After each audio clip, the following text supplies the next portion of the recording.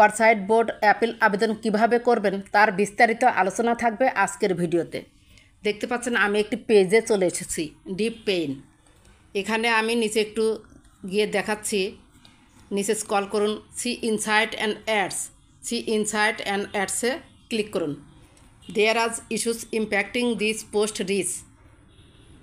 এই পেজে যেটাই পোস্ট করা হচ্ছে সেটাই কিন্তু এভাবে লাল দাগ দিয়ে ভরা। There are issues impacting this post reach. এখানে সে একটা ভুল করেছিল, ফেসবুক তাকে সুযোগ দিয়েছিল রিভিউ কন্টেন্ট করার জন্য। সে রিভিউ কন্টেন্ট করেছে কিন্তু ভুল তথ্যগুলা সে সিলেক্ট করে আপিল করেছে, রিভিউ কন্টেন্টে ক্লিক করেছে। সে যে ভুলভাবে রিভিউ কন্টেন্টটা দিয়েছে, ফেসবুক আবার তাকে ওভারসাইট বোর্ডের মাধ্যমে তাকে আপিল করতে বলছে। ফেসবুক থেকে যদি আপনি একদম নির্ভুলভাবে ইনকাম করতে চান তাহলে ভিডিওটা দেখলে অবশ্যই আপনার উপকার আসবে। এই পেজের সমস্যা কোথায়, সমস্যাটা আপনাকে আগে দেখাই। এই যে professional dashboard, your page is no longer recommended, তারপরে হচ্ছে ভিউ ডিটেলস।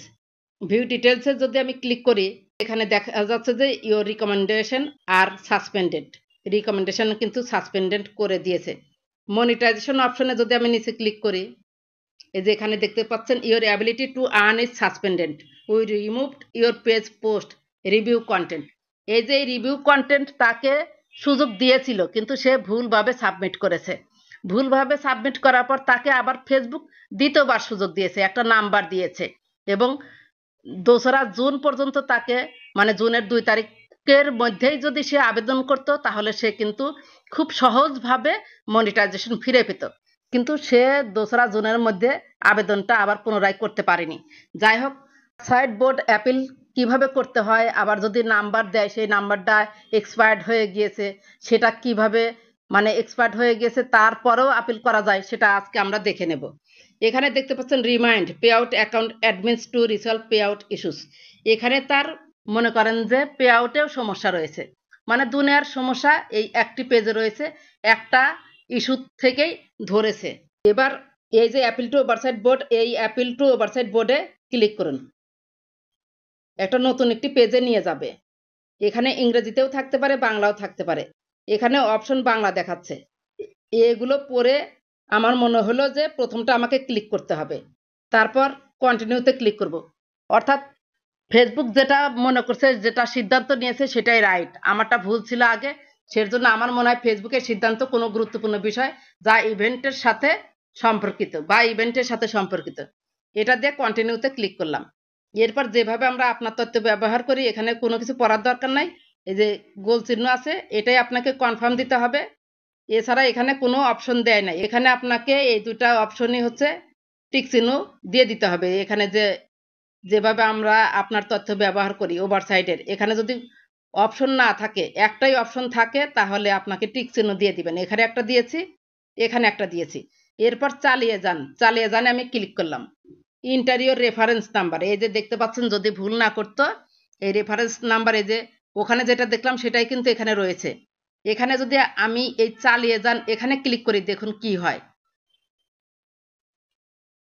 এই যে দেখুন 17 জুনে 2025-এ এটা কিন্তু এক্সপায়ার হয়ে গিয়েছে। This reference number expired on. নাম্বারটি কোথায় এসেছে একটু দেখিয়ে দিই।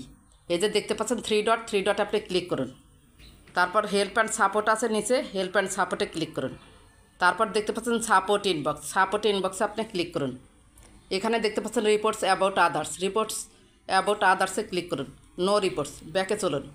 এরপর দেখতে পাচ্ছেন ইওর অ্যালার্টসে আপনি ক্লিক করুন। দেখতে পাচ্ছেন নো ভায়োলেশনস, ব্যাকে চলুন।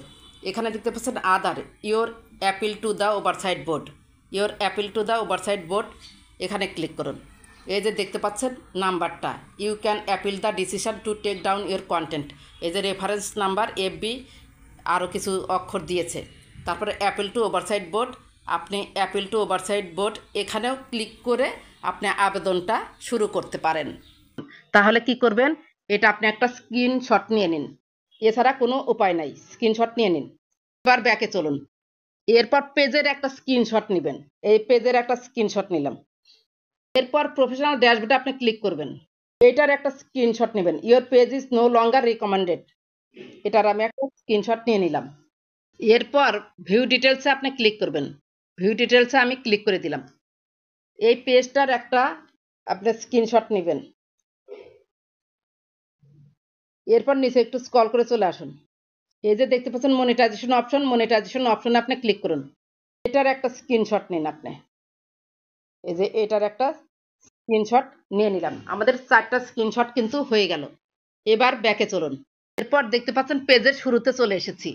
উপরে পেজ আইকন 3 ডট ডান পাশে ক্লিক করুন।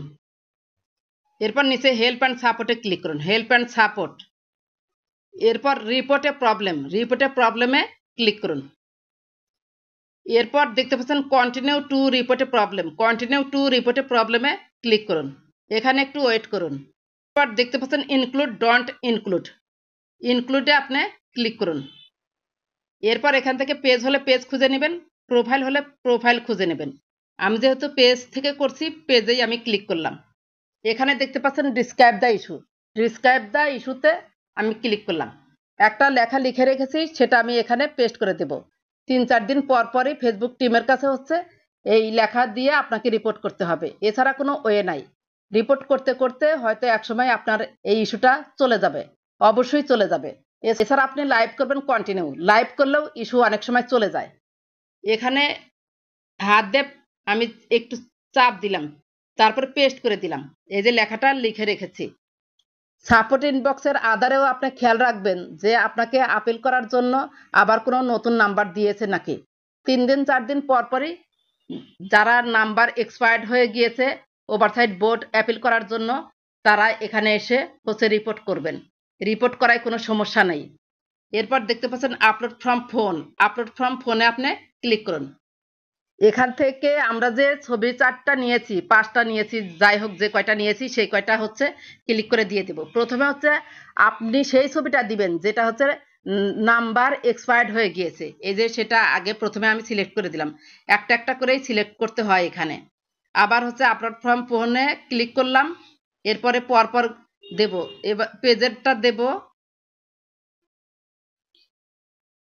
সাজিয়ে সাজিয়ে দিবেন, এলোমেলো ভাবে দিবেন না। আমার ছবি দেওয়া শেষ। এই যে আমি যদি এভাবে টান দিয়ে যে দেখতে পাচ্ছেন ছবিগুলো কিন্তু এখানে দেওয়া শেষ হয়েছে। এরপর কি করব, সেন্ড আইকনে ক্লিক করে দিব। এই যে উপরে সেন্ড বাটন দেখতে পাচ্ছেন, সেন্ড আইকনে আমি ক্লিক করে দিলাম। এই রিপোর্টটা ফেসবুক টিমের কাছে চলে যাবে। ওভারসাইট বোর্ড অ্যাপিল কিভাবে করতে হয় এই যে চলে গিয়েছে দেখতে পাচ্ছেন, সেটা কিন্তু আমি বিস্তারিতভাবে বলার চেষ্টা করেছি।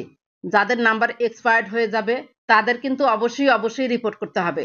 রিপোর্ট না করলে কোনো উপায় নাই। প্রোফাইল বা পেজে যদি কোনো ইস্যু আসে সেটা আগে আপনারা হচ্ছে পড়ে, ইংরেজি আছে বাংলা করে অর্থ বোঝার চেষ্টা করবেন।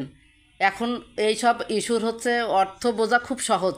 চ্যাট জিপিটির মাধ্যমে এখান থেকে হচ্ছে ইংরেজি কথাগুলো নিয়ে যাবেন, নিয়ে কপি করে নিয়ে গিয়ে সেখানে হচ্ছে আপনারা বাংলা অর্থ বুঝবেন। বাংলা অর্থ বোঝার পরে যে রিভিউ কন্টেন্ট আছে, রিভিউ কন্টেন্টে ক্লিক করলে আপনাকে ফেসবুক কিছু প্রশ্নের উত্তর দিতে বলবে। সেই প্রশ্নের উত্তর হচ্ছে খুব সুন্দরভাবে বুঝে শুনে দিবেন। আপনি যদি বুঝে শুনে দিতে পারেন তাহলে এই ইস্যুগুলো আপনারাই রিমুভ করতে পারবেন। কোনো এক্সপার্টের কাছে যেতে হবে না। কিন্তু আপনারা এলোমেলোভাবে যদি রিভিউ কন্টেন্ট করেন তাহলে কিন্তু আবার বড় ধরনের সমস্যা হবে। এমনকি আপনারা প্রোফাইল বা পেজ ফিরে নাও পেতে পারেন। ওভারসাইট বোর্ড অ্যাপিল কিভাবে করতে হয় নাম্বার এক্সপায়ার্ড হয়ে গেলে তার বিস্তারিত আলোচনা আশা করি বুঝতে পেরেছেন।